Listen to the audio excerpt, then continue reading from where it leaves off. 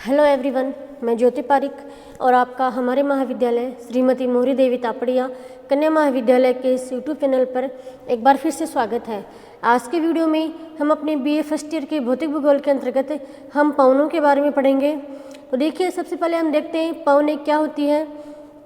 तो देखिए, क्षैतिज रूप से जो गतिशील वायु होती है उसे ही हम पवन कहते हैं। मतलब क्षैतिज रूप से लगातार जो गतिशील वायु होती है उसे हम पवन कहते हैं। और पवनें हमेशा उच्च वायुदाब से निम्न वायुदाब की ओर बहती हैं। ठीक है, फिर हम उसके बाद जो पवनों के जो प्रकार हैं उनके बारे में देखते हैं। तो देखिए, पवनें अनेक प्रकार की होती है। जैसे मैंने चार्ट बना रखा, आप उसमें देखिए पवनों के प्रकार। तो मुख्य रूप से पवनें तीन प्रकार की होती है: स्थायी पवनें, सामयिक पवनें और स्थानीय पवनें। सबसे पहले हम देखते हैं स्थायी पवनें। स्थायी पवनें वे पवनें होती हैं जिनकी गति और दिशा निश्चित होती है, वो हमेशा एक ही दिशा में लगातार बहती है और उनकी जो गति और जो दिशा है वो बिल्कुल निश्चित होती है, जिन्हें हम बोलते हैं स्थायी पवनें।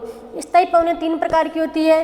पहली होती है व्यापारिक पवनें, दूसरी होती है पछुआ पवनें और तीसरी है ध्रुवीय पवनें। ठीक है, जो व्यापारिक जो पवनें होती है वो चलती है विषुवतीय के क्षेत्रों में। जो पछुआ पवनें चलती है वो चलती है उपोष्ण कटिबंधीय क्षेत्रों में। और जो ध्रुवीय पवनें हैं वो चलती है ध्रुवीय क्षेत्रों में। उसके बाद हम देखते हैं सामयिक पवनें। सामयिक पवनें भी तीन प्रकार की होती है। पहली है मानसूनी पवनें, दूसरी है पर्वत घाटी समीर और तीसरी है स्थल जल समीर। तो देखिए, मानसूनी पवनें जो होती है, जो मौसम के अनुसार बदलती रहती हैं, वो होती है मानसूनी पवनें। जैसे उत्तर पश्चिमी मानसूनी पवनें, दक्षिणी पश्चिमी मानसूनी पवनें। फिर है पर्वत समीर। वे समीर या फिर वे पवनें जो पर्वतों से घाटी की ओर चलती है वो होती है पर्वतीय पवनें। और घाटी समीर जो घाटियों से, जो निचली घाटियों से पर्वतों की ओर चलती है वो होती है घाटी समीर। फिर है स्थल समीर। स्थल समीर जो स्थल खंड से जल खंड की ओर बहती है वो होती है स्थल समीर। और जल समीर या फिर जलवायु जो जलीय खंड से स्थल खंड की ओर बहती है वो होती है जल समीर। ठीक है, उसके बाद हम देखते हैं स्थानीय पवनें। स्थानीय पवनें वे पवनें होती हैं जो एक विशेष स्थान विशेष पर चलती हैं। ठीक है, जैसे चिनूक या फोन। ठीक है, चिनूक या फोन ये है उत्तरी अमेरिका और यूरोप की पवन। चिनूक है उत्तरी अमेरिका और फोन है यूरोप की पवन जो एक स्थान विशेष पर चलती है। फिर है सिराको, हरमट्टन, म्रिस्टल, ब्लिजर्ड और लू। ये सभी वे पवनें होती हैं जो एक अपने एक स्थान विशेष, इनका एक स्थान निश्चित है, ये अपने एक स्थान विशेष पर चलती है, जिन्हें हम कहते हैं स्थानीय पवनें। तो ये हैं हमारे पवनों के प्रकार। विशेष रूप से पवनें तीन प्रकार की है: स्थायी पवनें, सामयिक पवनें और स्थानीय पवनें।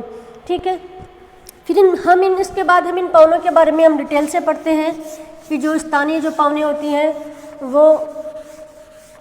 जो स्थायी जो पवनें होती हैं वो तीन प्रकार की है। तो वो किन किन क्षेत्रों में बहती है, क्या क्या इनके क्षेत्र हैं, इन सभी के बारे में हम डिटेल से पढ़ते हैं। तो हम देखिए, सबसे पहले हम जो स्थायी पवनें हैं उनके बारे में देखते हैं। स्थायी पवनें वे पवनें जिनकी दिशा और जो गति है वो हमेशा निश्चित रहती है। और वो कितनी प्रकार की होती है? तीन प्रकार की: व्यापारिक पवनें, पछुआ पवनें और ध्रुवीय पवनें। तो सबसे पहले हम देखते हैं व्यापारिक पवनों के बारे में। तो देखिए, व्यापारिक जो पवनें होती हैं वो दोनों गोलार्धों में उपोष्ण उच्च वायुदाब पेटी से विषुवत रेखीय निम्न वायुदाब पेटी की ओर चलती है। आप व्यापारिक पवनों को इस डायग्राम में समझिए। जैसे मान लीजिए ग्लोब है और ये जो है ये आपकी विश्व की जो वायुदाब की जो पेटियां हैं वे सभी वायुदाब की पेटियां हैं। सबसे पहली है विषुवत रेखीय निम्न वायुदाब पेटी जो विषुवत रेखा के क्षेत्र में पाई जाती है। उसके बाद है उपोष्ण उच्च वायुदाब पेटी। उसके बाद है उपध्रुवीय निम्न वायुदाब पेटी और फिर ध्रुवीय उच्च वायुदाब पेटी। ये तीन वायुदाब, ये जो चार पेटियां हैं वायुदाब की पेटियां हैं। और दक्षिणी गोलार्ध में भी ऐसे ही है विषुवत रेखीय निम्न वायुदाब पेटी, उसके नीचे है उपोष्ण उच्च वायुदाब पेटी, फिर है उपध्रुवीय निम्न वायुदाब पेटी और अंत में है ध्रुवीय उच्च वायुदाब पेटी। और जो हवाएं हैं, मैंने सबसे पहले आपको ये बताया कि हवाएं हमेशा उच्च वायुदाब से निम्न वायुदाब की ओर चलती हैं। तो देखिए, सबसे पहले हम देखते हैं व्यापारिक पवनों के बारे में। ये हमारी व्यापारिक पवनें हैं। ठीक है, और इन पवनों का क्षेत्र कौन सा है? मैंने बताया है पवनें हमेशा उच्च वायुदाब से निम्न वायुदाब की ओर चलती है। तो देखिए बीच में तो विषुवतीय के निम्न वायुदाब है, तो यहाँ से तो पवनें नहीं चलेगी। इससे ऊपर है उपोष्ण उच्च वायुदाब पेटी, तो हवाएं उच्च वायुदाब से निम्न वायुदाब की ओर चलेगी। तो व्यापारिक जो पवनें होती हैं वो उपोष्ण उच्च वायुदाब के क्षेत्र से, उपोष्ण उच्च वायुदाब पेटी से विषुवत रेखीय निम्न वायुदाब की ओर चलती है। और उत्तरी गोलार्ध में ये पवनें फेरल के नियम के अनुसार अपनी दाहिनी ओर मुड़ जाती है और दक्षिणी गोलार्ध में अपनी बाईं ओर मुड़ जाती है। और ये पवनें सीधी न चलकर इस प्रकार से तिरछी चलती हैं। क्यों? क्योंकि यहाँ पे इनमें फेरल का नियम लागू होता है और फेरल के नियम के अनुसार ही ये पवनें अपने उत्तरी गोलार्ध में दाहिनी ओर और दक्षिणी गोलार्ध में अपनी बाईं ओर मुड़ जाती है। इस प्रकार से इनकी जो दिशा है वो इस तरीके से हो जाती है। ठीक है, तो ये हमारी है व्यापारिक पवनें जो कहाँ से कहाँ तक चलती है, उपोष्ण उच्च वायुदाब से विषुवत रेखीय निम्न वायुदाब की ओर। ठीक है, ये दोनों गोलार्धों में चलती है, उत्तरी गोलार्ध में उपोष्ण उच्च वायुदाब से और दक्षिणी गोलार्ध में भी दक्षिणी उपोष्ण उच्च वायुदाब से विषुवत रेखा की ओर चलती है। ये है हमारा पूरा विषुवत रेखा जो व्यापारिक पवनें हैं उनका क्षेत्र। ठीक है, इसको जो व्यापारिक पवनों का क्षेत्र है यह जो प्राचीन काल में जो व्यापारी लोग हैं, व्यापारी लोगों के लिए जो व्यापार करने में ये पवनें सहायता देती थी, इसलिए इन पवनों को व्यापारिक पवनें कहा गया है। ठीक है, उसके बाद हम देखते हैं, ये हमारी पहली पवनें हो गई। ठीक है, उसके बाद हम देखते हैं पछुआ पवनें। दूसरी हमारी पवनें हैं पछुआ पवनें। तो देखिए पछुआ पवनें कहाँ से कहाँ तक चलती है। पवनें हमेशा उच्च वायुदाब से निम्न वायुदाब की ओर चलती हैं। तो ये जो पवनें होती हैं वो भी उपोष्ण उच्च वायुदाब से उपध्रुवीय निम्न वायुदाब की ओर चलेगी। ठीक है, पछुआ पवनें भी कहाँ से कहाँ तक चलेगी, उपोष्ण उच्च वायुदाब से, क्योंकि पवनें हमेशा उच्च वायुदाब से निम्न वायुदाब की ओर चलती है। इस तरीके से ये पवनें भी उपोष्ण उच्च वायुदाब से उपध्रुवीय निम्न वायुदाब की ओर चलेगी। और ऐसे ही दक्षिणी गोलार्ध में भी ये पवनें, इन पवनों का क्षेत्र ये है। ठीक है, ये इन पवनों का क्षेत्र है। ये पवनें उपोष्ण उच्च वायुदाब से उपध्रुवीय निम्न वायुदाब की ओर चल रही है। ठीक है, तो उत्तरी गोलार्ध में ये इनका क्षेत्र है और दक्षिणी गोलार्ध में ये इनका क्षेत्र है पछुआ पवनों का। ठीक है, उसके बाद हम इन पवनों के बारे में देखें तो ये जो पछुआ पवनें हैं, इन पछुआ पवनों की जो दिशा है वो उत्तरी गोलार्ध में दक्षिण पश्चिम से उत्तर पूर्व की ओर होती है। ठीक है, और ये जो पवनें होती हैं वो उत्तरी गोलार्ध में स्थलखंड की कमी के कारण धीमी गति से चलती है और दक्षिणी गोलार्ध में जल की अधिकता के कारण ये जो पवनें होते हैं बहुत तेज गति से चलती है। इसीलिए दक्षिणी गोलार्ध में इन पवनों को 40 डिग्री उत्तरी दक्षिण अक्षांश पर गरजती चालीसा, पछुआ पवनों को दक्षिणी गोलार्ध में इनकी तेज गति के कारण 40 डिग्री अक्षांश पर इनको क्या बोलते हैं, गरजती चालीसा।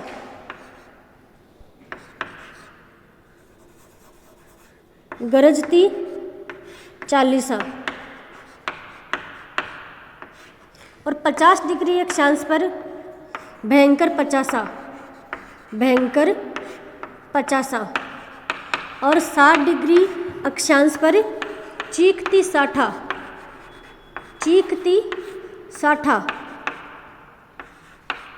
इनके नाम से इन पवनों को जाना जाता है। कि इन पवनों को, ये चीज़ बहुत इंपॉर्टेंट चीज़ है, इसको आप याद रखना कि जो पछुआ पवनें हैं उन पछुआ पवनों को उनकी तेज गति के कारण से दक्षिणी गोलार्ध में इन पवनों को 40 डिग्री अक्षांश पर गरजती चालीसा, 50 डिग्री अक्षांश पर भयंकर पचासा और 60 डिग्री दक्षिणी अक्षांश पर चीखती साठा के नाम से भी जाना जाता है। ठीक है, तो ये हमारी है पछुआ पवनें। उसके बाद अगली जो पवनें हैं ध्रुवीय पवनें, उनके बारे में देखते हैं। तीसरे प्रकार के जो स्थायी पवनें हैं वो है ध्रुवीय पवनें। और ध्रुवीय पवनें हैं वो भी उच्च वायुदाब से निम्न वायुदाब की ओर चलेगी। तो ये ध्रुवीय पवनें कहाँ से कहाँ तक चलेगी, ध्रुवीय उच्च वायुदाब से उपध्रुवीय निम्न वायुदाब की ओर। इस तरीके से इनकी दिशा होगी, इस तरीके से। ठीक है, ध्रुवीय उच्च वायुदाब से उप ध्रुवीय निम्न वायुदाब की ओर ये पवने हैं वो चलेगी। आप हमेशा एक चीज़ याद रखना कि पवने हमेशा उच्च वायुदाब से निम्न वायुदाब की ओर चलती है। ये स्टेटमेंट आप याद रखोगे तो आपको कहीं भी कन्फ्यूजन नहीं होगा, ठीक है। और इन वायुदाब की जो पेटी, इन पेटियों के नाम याद रखना। पहली है दूसरी है उपोष्ण उच्च वायुदाब पेटी, तीसरी है उप ध्रुवीय निम्न वायुदाब पेटी और चौथी है ध्रुवीय उच्च वायुदाब पेटी। तो ठीक है, उत्तरी ध्रुव में ये जो पवने होते हैं इनका क्षेत्र ये है, ठीक है। ये पवन चल रही है ध्रुवीय उच्च वायुदाब से उप ध्रुवीय निम्न वायुदाब की ओर, और दक्षिणी गोलार्ध में भी ये पवने ध्रुवीय उच्च वायुदाब से उप ध्रुवीय निम्न वायुदाब की ओर ये पवने चलती हैं। और ये पवने ध्रुवों से चलने के कारण, ध्रुवों से आने के कारण ये पवने बहुत ही अधिक ठंडी पवने होती हैं, ठीक है। तो ये है हमारी स्थायी पवने। उसके बाद हम देखते हैं सामयिक पवने। अगली है सामयिक पवने। सामयिक पवने तो देखिए, जिन पवनों की दिशा में मौसम अथवा समय के अनुसार परिवर्तन होता है उसे हम कहते हैं सामयिक पवने। ये 3 प्रकार की होती है। पहली है मानसूनी पवने, ठीक है, जो मौसम के अनुसार बदलती रहती है, जैसे उत्तर पूर्वी मानसूनी पवने और दक्षिणी पश्चिमी मानसूनी पवने जो भारत में है। भारत में उत्तर पूर्वी मानसूनी पवने और दक्षिणी पश्चिमी मानसूनी पवने, इन पवनों के ऊपर मौसम का सर्वाधिक प्रभाव पड़ता है। उसके बाद अगली है स्थल समीर और समुद्र समीर। तो देखिए, स्थल समीर वो है जो स्थल खंड से समुद्र की ओर चलती है, ठीक है। और स्थल से समुद्र की ओर चलने के कारण ये पवने बिल्कुल ही शुष्क होती है। इन पवनों से कोई भी वर्षा, किसी प्रकार की थोड़ी भी मात्रा में वर्षा नहीं हो पाती है, क्योंकि ये पवने शुष्क होती है, क्योंकि स्थल खंड से समुद्र की ओर चलती है। दूसरी होती है समुद्र समीर। तो समुद्र समीर है या फिर समुद्री जो वायु है वो समुद्र से स्थल खंड की ओर चलती है। चूँकि स्थल से समुद्र की ओर, समुद्र से स्थल की ओर चलने के कारण ये पवने आर्द्र होती है और इन पवनों से वर्षा भी होती है। उसके बाद है अगली है पर्वत समीर और घाटी समीर। पर्वत समीर वे पवने होती हैं जो पर्वतों से घाटी की ओर चलती है, ठीक है, पर्वतों से घाटी की ओर चलती है। और इस घाटी समीर भी होती है जो निचली जो घाट, पर्वतों की जो निचली घाटियाँ होती हैं, उन निचली घाटियों से जो पर्वतों की ओर चलती है वो होती है घाटी समीर, ठीक है। उसके बाद हम देखते हैं स्थानीय पवने। अगली है हमारी स्थानीय पवने। तो देखिए, स्थानीय पवने वे पवने होती हैं जो स्थान विशेष पर चलती है। इनका एक निश्चित स्थान होती है, वो अपने उस निश्चित स्थान पर इनका जो नाम होता है वो अलग अलग होता है। तो ये पवने भी अनेक प्रकार की होती है। पहली है चिनुक या फोन। पहली चिनुक या फोन।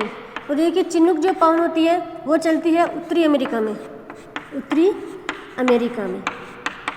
और फोन है जो चलती है यूरोप महाद्वीप में। यूरोप महाद्वीप का जो आल्प्स पर्वत है, आल्प्स पर्वत के पास ये पवने चलती है, ठीक है। तो देखिए, चिनुक के बारे में हम देखते हैं तो पर्वत ढाल के सारे चलने वाली गर्म और शुष्क स्थानीय पवने हैं। चिनुक जो पवन है वो पर्वत के सारे चलती है, और ये पवने जो बिल्कुल गर्म और शुष्क पवने हैं, और जो कहाँ पे बहती है उत्तरी अमेरिका में। उत्तरी अमेरिका, संयुक्त राज्य अमेरिका जो प्रेरी के जो मैदान है, उस प्रेरी के मैदान में विशेष रूप से यह जो पवन है वो चलती है। उसके बाद जो चिनुक जो पवन है उसकी भी जो यह भी गर्म और शुष्क पवन है, और यह है जो आल्प्स जो पर्वत है, आल्प्स पर्वत के दक्षिणी ढाल से चढ़कर और उत्तर की ओर ढाल के सारे यह नीचे उतरती है। मतलब इसका जो आल्प्स पर्वत का जो दक्षिणी ढाल है, दक्षिण ढाल के सारे ये पवन ऊपर चढ़ती है और उत्तरी ढाल के सारे यह पवन नीचे उतरती है। और इन्हीं हवाओं के कारण से प्रभावित क्षेत्रों का यहाँ का तापमान है वो काफ़ी बढ़ जाता है। इसका जो सर्वाधिक प्रभाव है, चिनुक का जो सर्वाधिक, फोन का जो सर्वाधिक प्रभाव वो कहाँ पड़ता है, स्विट्जरलैंड में। उसके बाद अगली जो पवन है वो है सिराको पवन। तो देखिए, यह भी एक गर्म और शुष्क और एक रेत भरी हवा है जो कि सहारा के रेगिस्तान में चलती है। सिराको पवन कहाँ चलती है, सहारा मरुस्थल में। सिराको अफ्रीका में जो सहारा का मरुस्थल है, सहारा के मरुस्थल में चलती है, और एक गर्म और शुष्क पवन है। सिराको जो पवन है वो ठंडी पवन है या फिर गर्म, तो कौन सी है, गर्म पवन है, और कहाँ चलती है, सहारा मरुस्थल में, ठीक है। जो कि सहारा के रेगिस्तान के उत्तर दिशा में सहारा का जो रेगिस्तान है उसके उत्तर दिशा में जो भूमध्य सागर है, भूमध्य सागर की ओर चलकर इटली और स्पेन आदि को प्रभावित करती है। एटलस पर्वत के उत्तरी ढाल के सहारे नीचे उतरने पर इसकी शुष्कता तापमान बढ़ जाता है। ठीक है, उसके बाद हम देखते हैं अगली पवन है हरमट्टन। हरमट्टन, तो देखिए ये जो हरमट्टन पर्वत है वो अफ्रीका के सहारा के जो रेगिस्तान है उसके पूर्वी भाग में उत्तर पूर्व तथा पूर्व दिशा से पश्चिम दिशा में चलने वाली एक गर्म और शुष्क पवन है। और देखिए इस पवन से जो अफ्रीका का जो पश्चिमी तट है, अफ्रीका का पश्चिमी तट उष्ण और आर्द्र होता है। ठीक है, आर्द्र है और उस आर्द्रता के कारण से वहाँ पे अनेक प्रकार का जो बीमारियाँ वहाँ पैदा हो जाती है और वहाँ का जो मौसम है वो भी अस्वस्थप्रद रहता है आर्द्रता के कारण। और जब इस तट के ऊपर यह जो पवन आती है तो इस गर्म और शुष्क पवन से वहाँ के रहने वाले लोगों को कुछ आर्द्रता से राहत मिलती है और वहाँ का जो मौसम है वह स्वस्थप्रद हो जाता है। इसीलिए इस पवन को गिनी के तट पर इस पवन को डॉक्टर विंड भी कहा जाता है। किस पवन को? हरमट्टन पवन को गिनी के तट पर डॉक्टर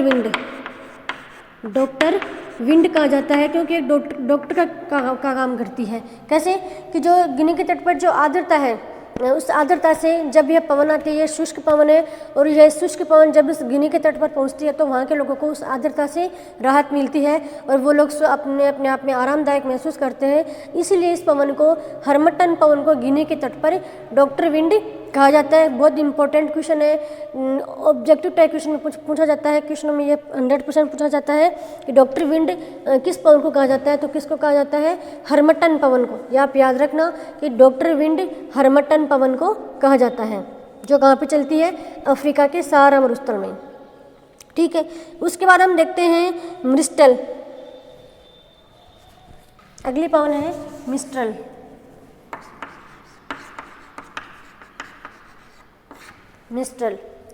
देखिए यह एक ठंडी और शुष्क तीव्र गति से चलने वाली हवा है जो भूमध्य सागर से उत्तर पश्चिमी भाग में विशेषकर स्पेन और फ्रांस को प्रभावित करती है। यह जो मिस्टल पवन है वो एक ठंडी वायु है और यह किसको प्रभावित करती है? विशेष रूप से स्पेन और फ्रांस को प्रभावित करती है। ठीक है, और कहाँ पे चलती है? भूमध्य सागर के उत्तर पश्चिम में। फिर उसके बाद देखते हैं ब्लिजर्ड। अगली है ब्लिजर्ड। तो देखिए ब्लिजर्ड जो पवन है वो मुख्य रूप से संयुक्त राज्य अमेरिका, कनाडा, साइबेरिया में चलने वाली एक बहुत ही ठंडी जलधारा है। कहाँ पे चलती है? संयुक्त राज्य अमेरिका, कनाडा और साइबेरिया में, मतलब उत्तरी ध्रुव पे चलने वाली एक बहुत ही ठंडी जलधारा है जिसका नाम क्या है? ब्लिजर्ड। ठीक है, और इसके आने से तापमान बहुत ही नीचे गिर जाता है, तापमान हिमांक से भी नीचे चला जाता है, इतनी ठंडी जलधारा है, वायुधारा है। उसके बाद हम देखते हैं लू। अगली है लू। तो देखिए लू जो पवन है वो एक गर्म और शुष्क वायु है और यह जो वायु है वो चलती है पश्चिमी जो रेगिस्तान है, राजस्थान का जो पश्चिमी रेगिस्तान है, विशेष रूप से जो उत्तरी भारत है, उत्तरी भारत में और पाकिस्तान के शुष्क क्षेत्रों में यह पवन चलती है और यह दोपहर बाद विशेषकर यह जो पवन है वो दोपहर बाद चलती है और ये बहुत ही गर्म और शुष्क पवन है। ठीक है, तो जो विशेष रूप से राजस्थान में भी चलती है, पश्चिमी राजस्थान में। तो ये है हमारे प्रमुख पवनें। तो हमने आज के वीडियो में सभी पवनों के बारे में पढ़ लिया है। हमने मुख्य रूप से 3 पवनें पढ़ी, स्थायी पवनें, सामयिक पवनें और स्थानीय पवनें। तो इनके बारे में हमने डिटेल से पढ़ लिया है। इस वीडियो को आप बार बार देखिए, समझिए और इस डायग्राम को आप अपनी कॉपी में नोट डाउन कीजिए, तो आपको अच्छे से समझ में आ जाएगा। और आज की वीडियो में हम इतना ही पढ़ते हैं, तब तक के लिए धन्यवाद।